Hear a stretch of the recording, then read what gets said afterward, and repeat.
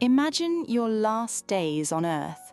You're lying in a hospital bed, tubes everywhere, watching your life tick away in beeping monitors, and the one person you've sacrificed everything for, your own son, tells you to get out of his life. But this story isn't just about cruelty. This story is about a mother who had the last laugh from beyond the grave. David Chen was a successful investment banker, tailored suits, luxury penthouse, the kind of guy who wore his wealth like cologne. But beneath that polished exterior was a man who'd forgotten where he came from, forgotten the woman who raised him alone after his father died when he was 3 years old. Margaret Chen never remarried, not because she couldn't, she had offers. She chose to pour everything into David instead, worked double shifts as a nurse for 20 years, drove a beat-up Honda Civic while David went to private schools, sacrificed her youth, her relationships, her dreams, all of it on the altar of her son's future. When David graduated from Harvard Business School, Margaret was in the front row. When he closed his first $1 million deal, she was the first person he called. She'd already sold the house and moved into a small apartment to help him with his down payment on a condo. That's who Margaret was, a woman made entirely of sacrifice. Then David met Vanessa, a model turned entrepreneur with a smile that could launch ships and a personality that made people feel like they were the center of the universe when she talked to them. David was intoxicated, not by love, but by the image of himself with her. Vanessa made him feel like he'd finally arrived at the life he was supposed to have. Margaret met Vanessa once. She smiled politely, offered homemade dumplings, and said nothing when Vanessa turned her nose up and said she was watching her carbs. But later, Margaret told David, "Be careful with that one, sweetheart. I've seen her kind before." David laughed it off. His mother was old-fashioned, he thought, out of touch with the modern world. 3 years later, at age 62, Margaret was diagnosed with stage 4 pancreatic cancer. The doctors gave her 6 months. 6 months to say goodbye to her son, to watch him live the rest of his life, to find peace with everything she'd poured into him. But David had other plans. When Margaret's health started declining, David moved her into a care facility.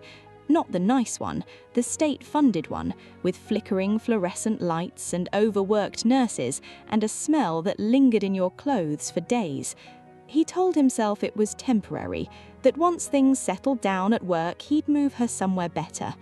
Things didn't settle down at work. Instead, David and Vanessa got engaged. The wedding was scheduled for April, during the month when Margaret was supposed to start her last round of chemotherapy. David visited her twice, once to tell her about the wedding, once to tell her about the honeymoon, a 3-week expedition through Southeast Asia. Margaret held his hand and smiled through the pain and said, "I'm so happy for you, darling." But then something changed. Margaret's condition got worse faster than expected. Her organs started failing.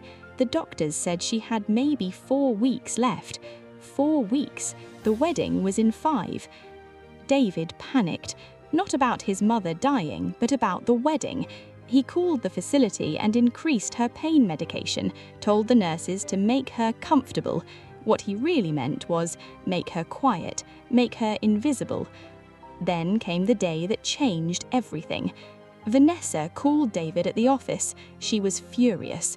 Margaret, she said, had called her in the middle of the night from her hospital bed, left a voicemail.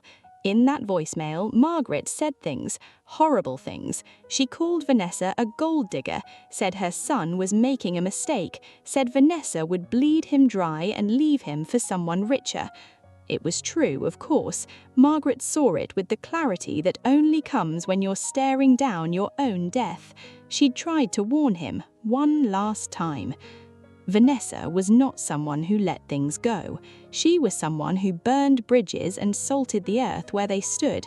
She told David that Margaret had to go, that she wouldn't marry him with his sick mother hanging over their heads like a dark cloud, that it was her or Margaret. David chose Vanessa.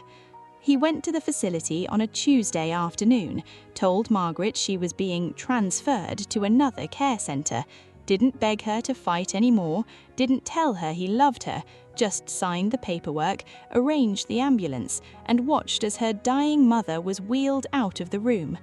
Margaret had a sister, David's aunt, who lived 2 hours outside the city. Aunt Helen had never been wealthy, but she had something more valuable. She had heart. When Margaret called her that night and told her what David had done, Aunt Helen drove through the night in a rainstorm and brought her sister home. Margaret spent her final 20 days in a small bedroom with yellow curtains that overlooked a garden. Aunt Helen read to her, cooked her favorite foods even though Margaret could barely eat anymore, held her hand when the pain got so bad that Margaret wanted to scream but couldn't anymore because screaming required energy she no longer had. 3 days before she died, Margaret asked to see her lawyer. Jonathan Walsh was a good man. He'd known Margaret since David was born, watched David grow up, watched Margaret sacrifice herself. When Margaret called and asked him to come to Aunt Helen's house, he knew it wasn't a social visit. Margaret was barely conscious, but her mind was sharp. She sat up as much as she could manage and told Jonathan exactly what she wanted in her will. Jonathan tried to talk her out of it, not because he disagreed, but because he knew the shitstorm it would create. But Margaret was adamant. "I spent my whole life trying to raise a good man. Maybe I've failed, but I'm not going to make it easier for him to live with what he's done." Margaret Chen died on a Thursday morning with the sun coming through those yellow curtains and her sister holding her hand. David didn't come to say goodbye. He was on his honeymoon, posting pictures of himself and Vanessa on a white sand beach, drinking cocktails with tiny umbrellas. The funeral was small, maybe 30 people. Aunt Helen, Margaret's friends from the hospital where she'd worked for 2 decades, a handful of distant relatives, and David, who showed up late in a tailored black suit that probably cost more than Margaret's monthly medical bills. Later that afternoon, Jonathan Walsh stood up to read the will. His voice was steady but heavy with gravity as he spoke those words that would crack David's world into pieces. Margaret had left David nothing, not a penny, not a photo, not a single item of sentimental value. Instead, she had left her entire estate, every penny she'd saved, every piece of property she'd owned, even her pension, to Aunt Helen, with strict instructions. The money was to be donated to a cancer research facility. The scholarship fund she'd started was to be named after her, for underprivileged students who wanted to go into nursing. But there was a letter. Jonathan read it out loud, his voice cracking slightly. "To my son, David, if you're hearing this, it means I'm gone. I want you to know that I forgive you, not because you deserve it, but because holding on to anger is a poison I can no longer afford.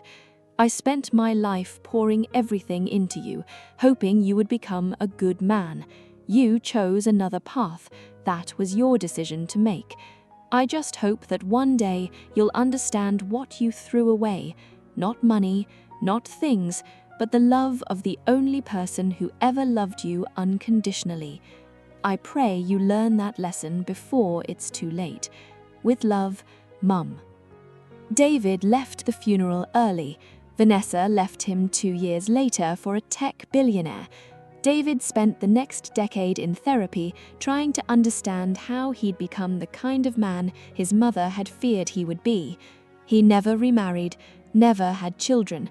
Every time he passed the nursing home where his mother had died, he'd feel that same crushing weight in his chest.